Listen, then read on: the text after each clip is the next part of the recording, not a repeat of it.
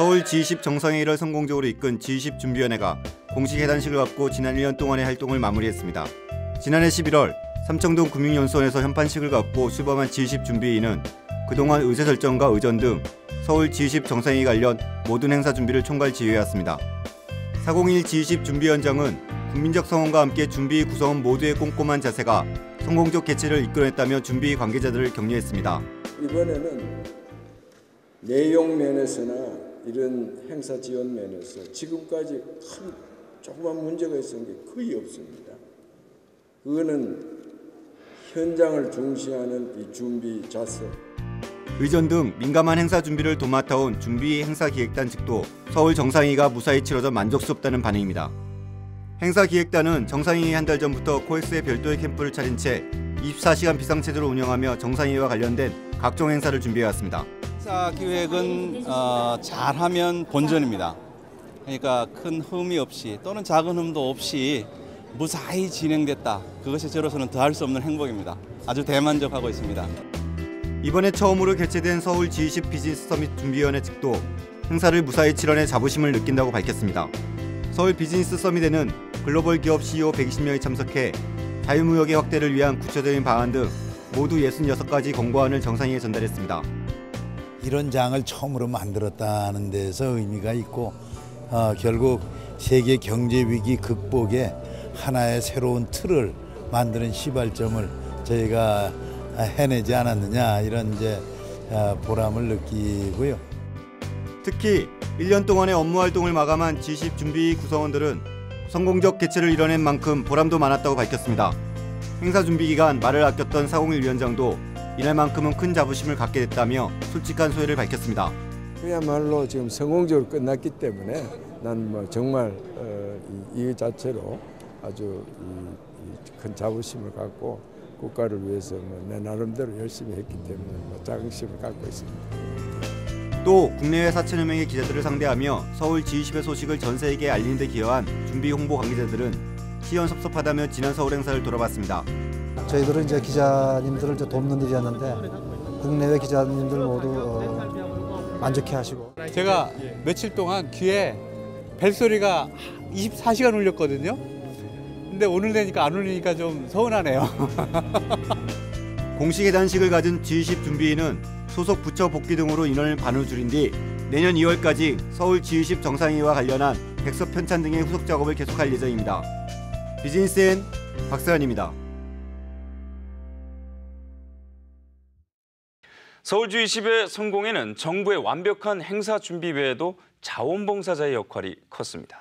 자원봉사자들은 행사장인 코엑스는 물론 서울 시내 곳곳에 배치돼 길 안내에서 외국어 통역에 이르기까지 다양한 역할을 수행했는데요. 숨은 주역들을 만나봤습니다. 정혜원 기자입니다. 서울 G20 정상회의 기간 중 자원봉사자로 참여한 인원은 6,500여 명. 행사장인 코엑스에 700여 명이 투입됐고 서울 시내 전역에는 5,800여 명이 배치돼 원활한 회의 진행을 위해 각각의 역할을 차질 없이 수행했습니다. 성공 개최의 숨은 주역인 이들은 대학생이나 주부 등 평범한 시민이 대부분이었습니다. TV에서 G20 홍보물, 그 영상 홍보물을 보고 마지막 장면에 G20 의장국 대한민국이라는 그 문구를 보고서 되게 뭉클함이라고 해야 되나 아무튼 그런 어떤 좀 벅찬 감정을 좀 느껴서. 보도자료 비치와 행사장 안내, 외국어 통역에서 장례 정리에 이르기까지 각자가 맡은 역할도 다양했습니다. 외국인 분들 오셔서 뭔가 저희가 그래도 조금이나 도움을 드리고 뭔가 일단 프런트니까 저희가 제 첫 인상이니까 뭔가 한국에 대해서 조금이나 좋은 인상을 드리는 것 같은 느낌이 가끔가다 들거든요. 그때 좀 보람차요. 특히 100대 1의 경쟁률을 뚫고 선발된 700여 명의 코엑스 자원봉사자들은 전원 외국어 회화가 가능할 만큼 빼어난 어학 능력을 자랑했습니다. 한국에 관련된 질문도 하시고 또 막 오바마 대통령이 한국 이름 받았는데 한국 이름 뜻이 뭐냐 뭐 이런 거 질문하시고 그런 한국 문화나 뭐 IT 기술 뭐 그런 거 되게 보기 좋다 막 이런 얘기도 하시고. 이들이 꼽는 최대 보람은 소박하지만 가장 중요한 남을 도울 수 있다는 것이었습니다. 외국인들이 질문을 하고 했을 때 도움을 줄 수 있다는 것 자체가 일단 좋았던 것 같고요. 6,500여 명의 자원봉사자들은 회의 폐막과 함께 일상으로 돌아갔지만 역사적인 서울 G20 정상회의에 숨은 주역으로 남게 됐습니다. 비즈니스엔 정혜원입니다.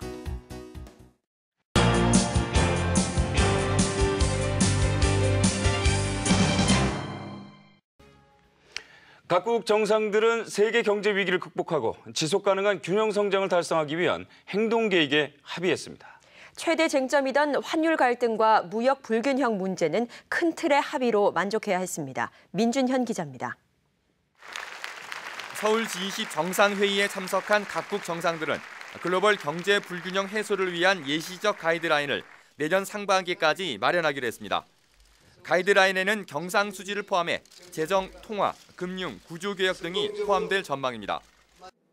균형 잡힌 경상수지를 유지하도록 예시적 가이드라인의 수립과 구체적 추진 일정에 합의한 것은 괄목할 만한 진전이라고 하겠습니다. 최대 쟁점이었던 환율과 관련해서는 더 이상 전쟁은 없다며 나라 간 경쟁적인 평가절하는 자제하기로 합의했습니다. 환율 문제도 일단은 흔히 쓰는 전쟁에서는 벗어났습니다.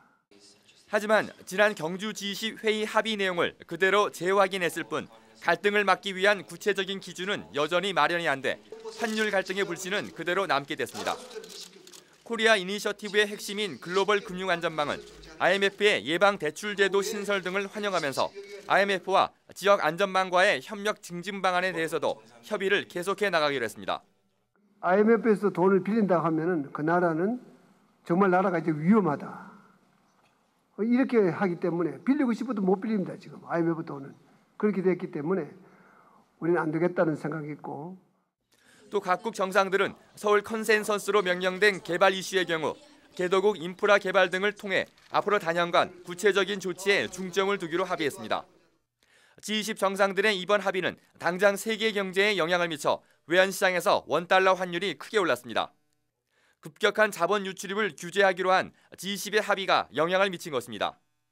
또 내년에 마련될 경상수지 가이드라인은 수출 중심인 우리 경제 구조에도 변화를 불러올 전망입니다. 당장 제조업의 내수시장 확대가 불가피하게 됐고 의료, 교육 등의 서비스 산업도 확대될 것으로 보입니다. 비즈니스엔 민준현입니다.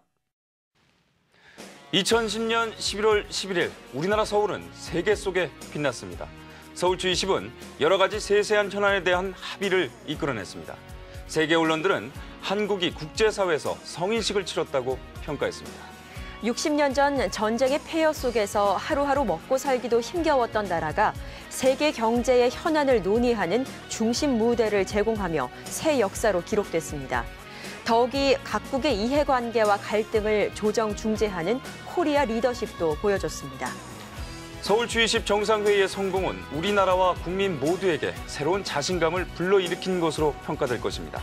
회의 성공을 위해 지난 수개월을 불철주야 뛴 정부 및 관련 부서 관계자들, 준비위원회, 시민 자원봉사자들 모두가 G20의 주인공이었습니다. 조선미디어가 준비한 G20 특별기획 G20 인서울 2010도 오늘로써 한 달여간의 방송을 마칩니다. 그동안 시청해주신 여러분 고맙습니다. 안녕히 계십시오.